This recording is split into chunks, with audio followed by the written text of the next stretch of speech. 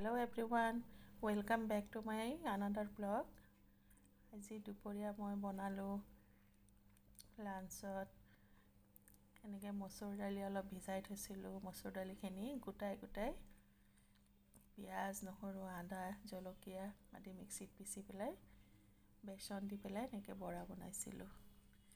আৰু এনেকৈ ৰৌ মাছ আছিলে অলপ, সেই ৰৌ মাছৰ 2 পিচমান খুব ভালকৈ ভাজি এনেকৈ পিঁয়াজ নহৰু জলকীয়া আদা আদি আৰু টমেটো চচ অকণমান দি পেলাই ধুনীয়াকৈ এটা গ্ৰেভি বনাই পেলাই তাতে মাছ 2 পিচ দি পেলাই